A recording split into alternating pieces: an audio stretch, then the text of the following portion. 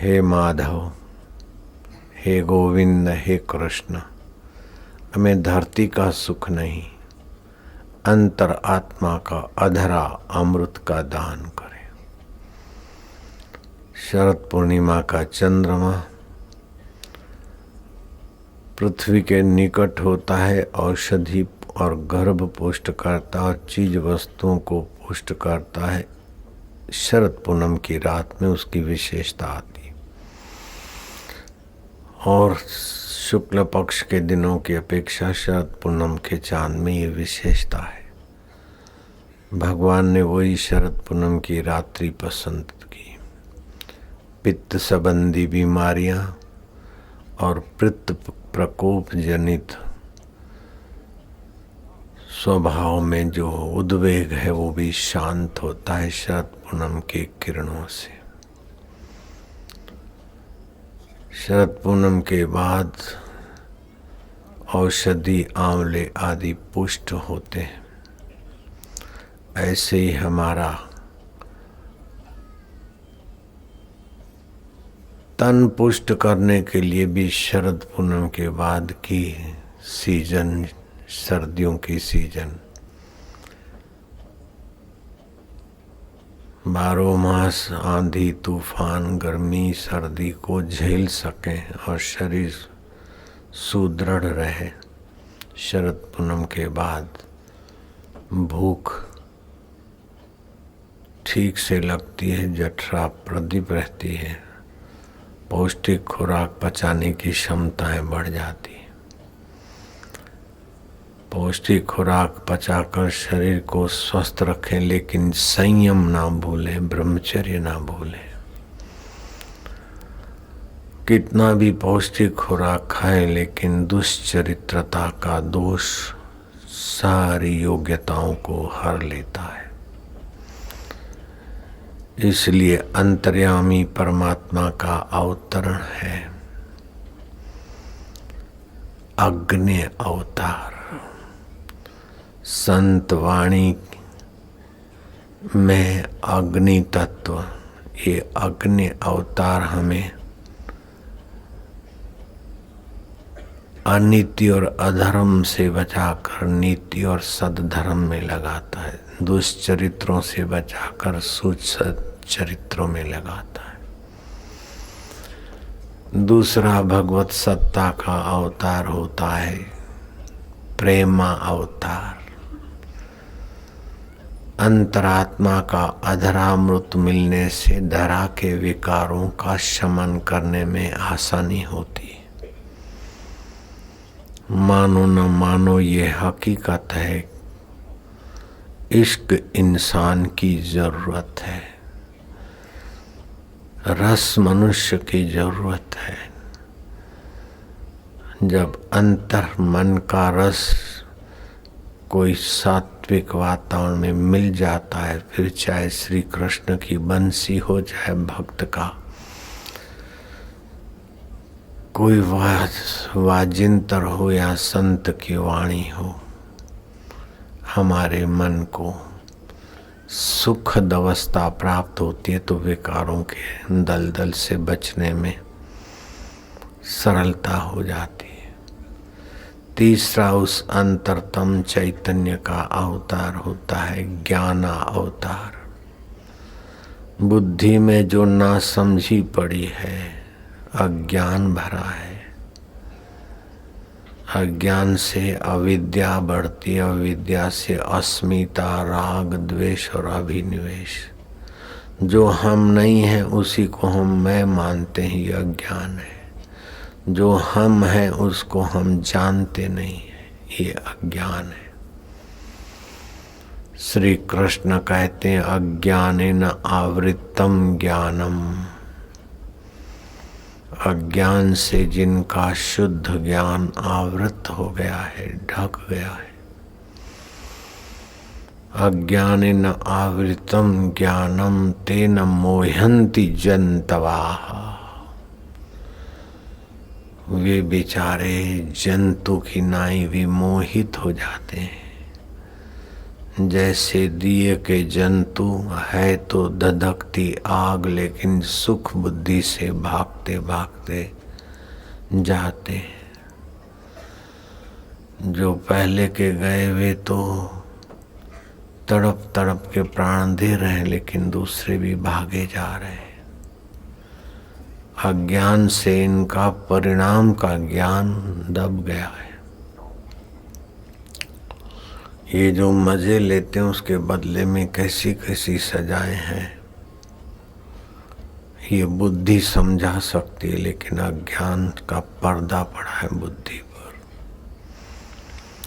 अज्ञानेन आवृतम ज्ञानम तेन मोहन्ति जन्तवः, भगवान कहते हैं। ये अज्ञान को मिटाने के लिए ज्ञान चाहिए, और वो ज्ञान अवतार भगवान का अंतर्यामी परमात्मा का स्पूर्ण ज्ञान अवतार गुरुओं के द्वारा अथवा भगवान स्वयं। जैसे करदम और देवहूति के यहाँ ज्ञान अवतार भगवान का प्रकट हुआ, वसुदेव देवकी के यहाँ प्रेम अवतार प्रकट हुआ, और वहाँ संतवाणी में धर्मावतार प्रकट होता है।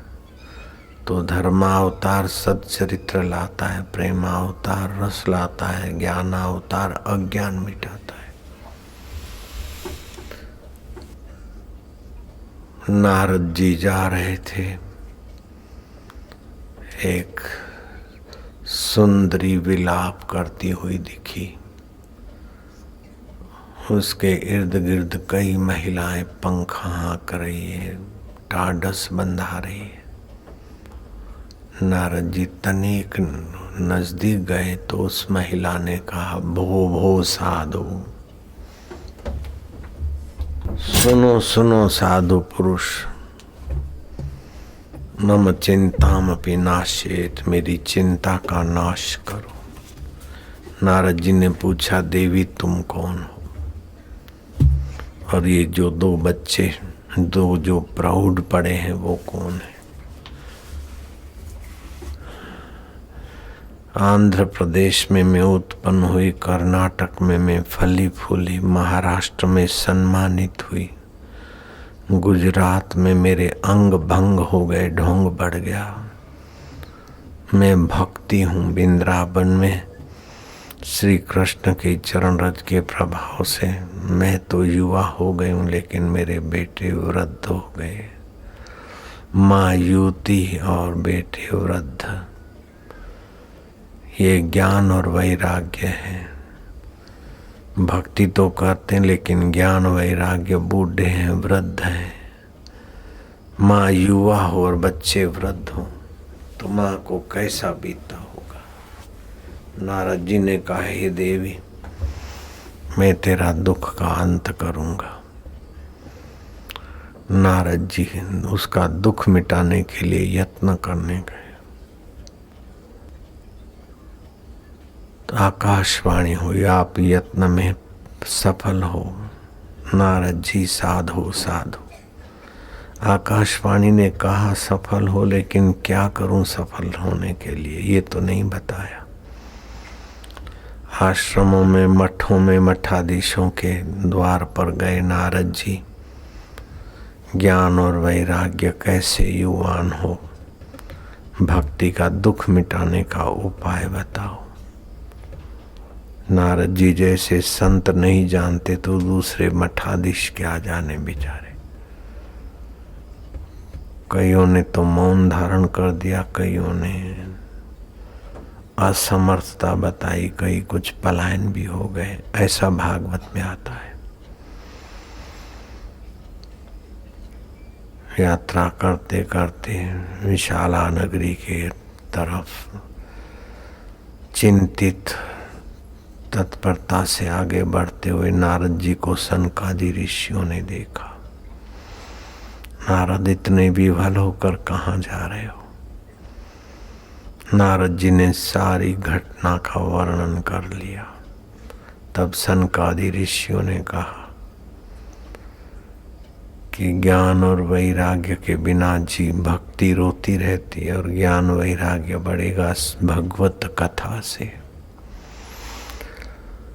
संसार में तो राग और द्वेष, विषय वासना और तेरा मेरा, घरों में भी आकर्षण राग द्वेष।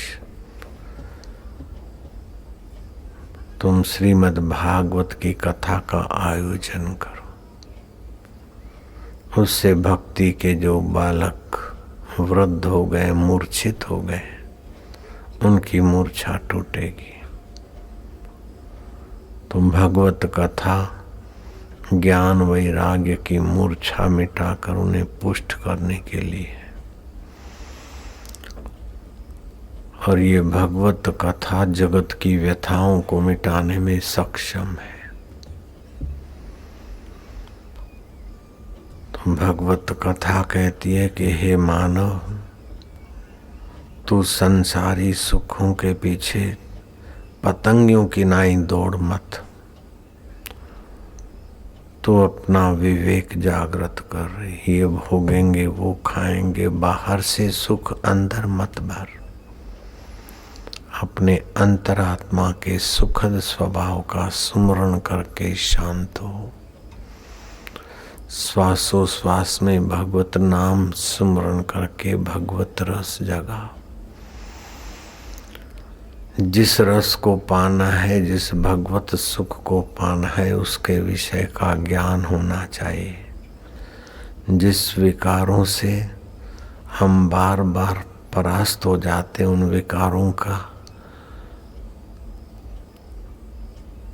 परिणाम दुख है। ऐसा कोई विषय सुख नहीं जिसके पीछे दुख नहीं हो। भोजन तो करो, लेकिन मजा लेने के लिए भोजन करा तो बीमारी देगा। पति पत्नी में जियो, लेकिन संतान को जन्म देने के लिए अगर विकार का मजा लेने के जियोगे तो आयुष्य नाश होगी। विषय विकारों से संयम बरतें।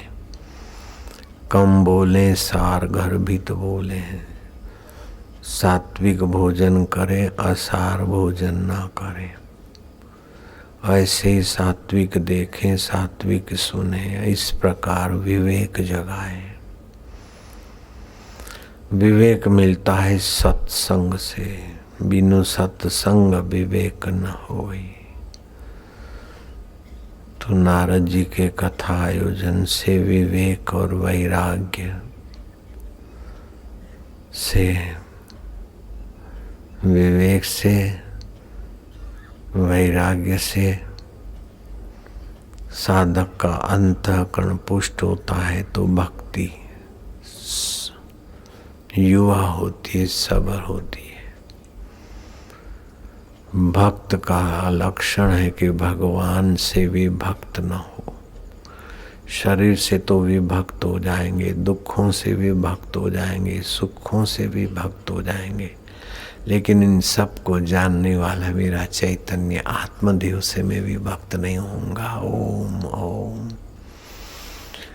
श्री कृष्ण बंसी बजाते और गोपियां नंगी हो जाती है, गोप नंगे हो जाते हैं।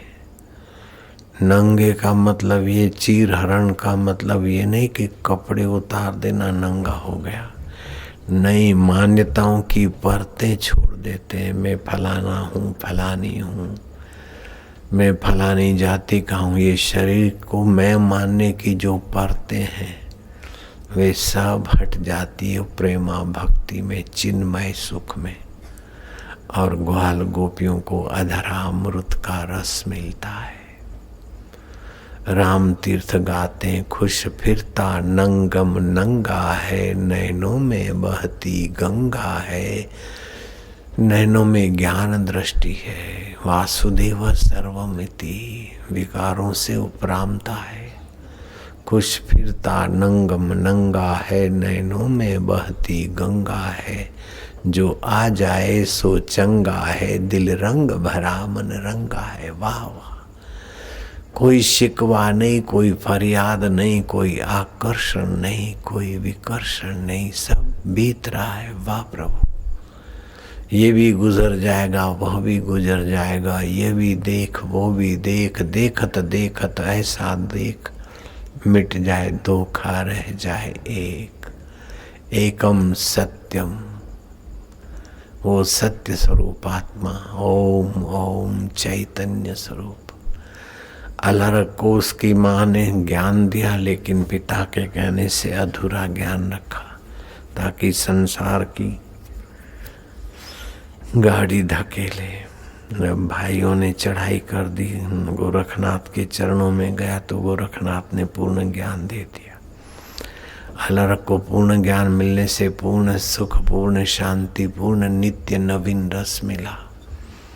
अलर्क ने काशी नरेश और भाइयों को संदेशा भेजा कि राजकाज के लिए नरसंहार मत करो, मैंने राज करके देख लिया। वाहवाही पोकड़, वाहवाही और मजा देखने की है। वास्तव में सच्ची मजा तो अंतरात्मा के सुख में है। भले तुम राज्य ले लो। तो अब भाइयों ने कहा बस बस हमारा काम हो गया। माँ का दिया हुआ अधूरा ज्ञान गोरखनाथ की कृपा से तुमने पूर्ण किया।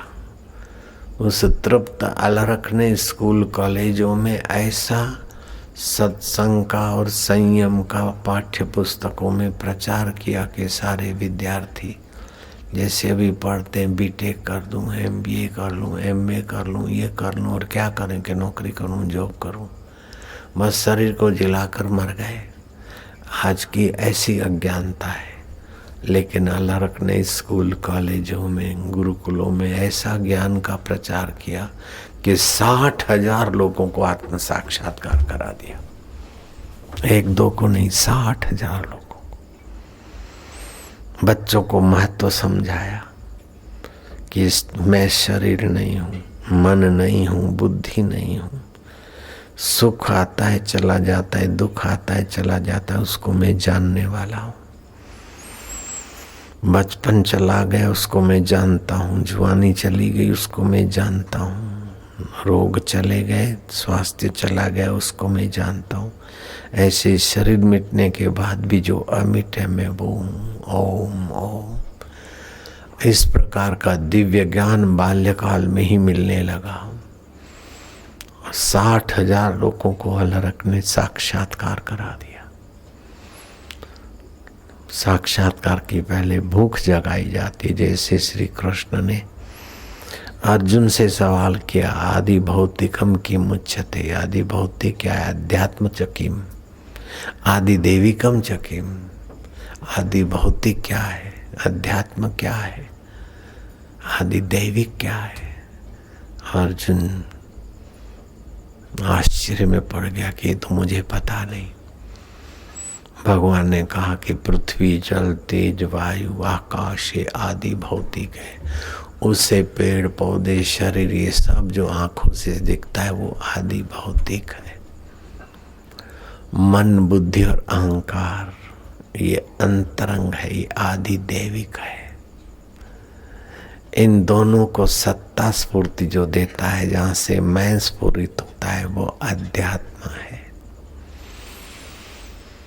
भूमि रापो अनलो वायु खम मनो बुद्धिरेव च अहंकार इत्येव मैं भिन्ना प्रकृति अष्टधा। पंच भौतिक शरीर और मन, बुद्धि, अहंकारी अष्टधा प्रकृति से मैं भिन्न हूँ। मैं भिन्न हूँ इसलिए बताते कि तुम भी भिन्न हो। श्री कृष्ण ने अपना अनुभव बताया।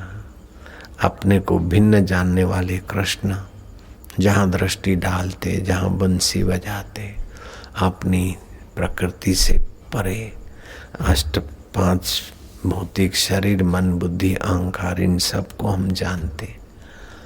हम आनंद स्वरूप, चैतन्य स्वरूप है। ऐसा ज्ञान श्री कृष्ण का जहाँ जहाँ दृष्टि पड़ती लोग आनंदित होते, आह्लादित होते।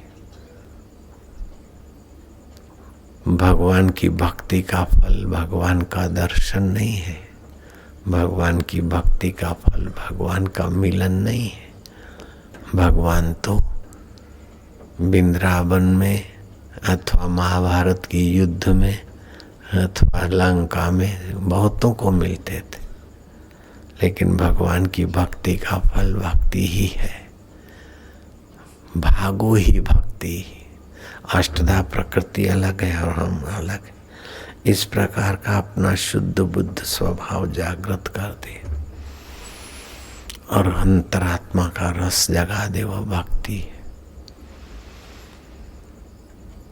जो भी दुख सुख होते हैं वो जागृत और स्वप्न में होते हैं, और जागृत में भी जैसी मान्यता होती है, मान्यता के अनुरूप होता है तो सुखी होते, मान्यता के विपरीत होता है तो दुखी होते। तो मान्यता के सुख दुख है, सुख दुख ठोस नहीं है। प्रारब्ध और प्रकृति की लीला में सुख दुख है, उसमें सुखी दुखी होना न होना, कम ज्यादा होना अपने हाथ की बात है। तो इस प्रकार का ज्ञान अलरख के द्वारा प्रजा को मिला, श्री कृष्ण के द्वारा प्रजा को मिला। गुरुओं के द्वारा ऐसा ऊंचा ज्ञान मिलता है तो वो प्रजा भाग्यशाली हो जाती है और जीते जी जीवन मुक्ति का आनंद मिलने लगता है। सत्संग से जो चिन्मय रस आता है, चिन्मय शांति आती है, वही विषय विकारों से ओतप्रोत जीवन वाले व्यक्तियों को भी सुखद सुकून देती। ओम नमो भगवते वासुदेवाय, वासुदेवाय प्रीति देवाय, माधुर्य देवाय। हरि ओम।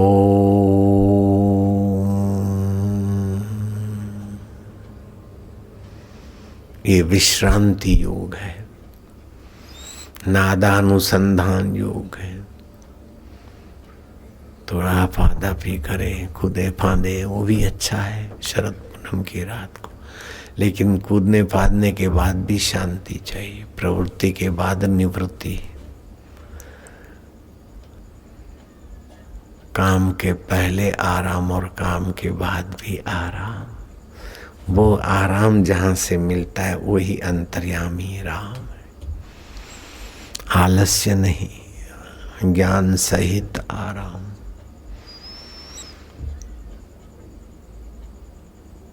हरि ओम ओम ओम ओम ओम ओम ओम ओम ओम प्रभु जी, ओम प्यारे जी, ओम ओम ओम ओम ओम ओम ओम ओम ओम ओम ओम ओम ओम ओम।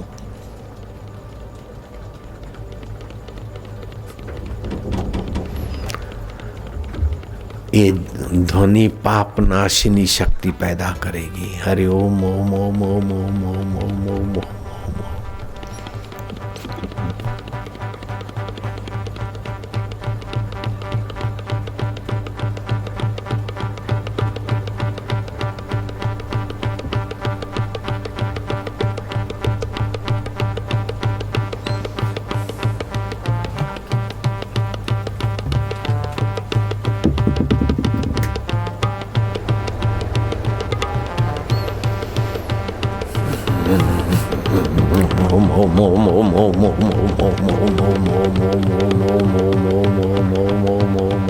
आनंद।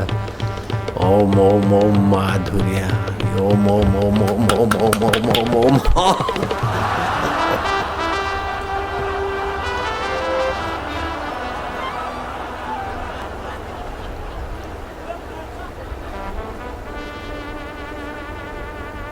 मधुरम मधुरेभ्योऽपि मंगलेभ्योऽपि मंगलम, पावनम पावनेभ्योऽपि हरे नामेव केवलम।